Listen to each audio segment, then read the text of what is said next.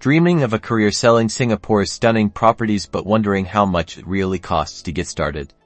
Let's break down the financial realities of becoming a successful realtor in Singapore, so you can launch your business with confidence. First up, the essentials: licensing and education. Expect to invest around $1,500 to $2,000. This covers your racecourse fees, examination fees, and the registration fee with the Council for Estate Agencies, or CEA. Think of this as your foundational investment. You can't play the game without it. Next, crucial for success: marketing and branding. This is ongoing and can vary greatly. At a minimum, budget for business cards, online advertising on property portals, and potentially creating a basic website or social media presence. Smart tip: start small and scale up as you generate income. High-quality photography and videography of properties are vital investments too.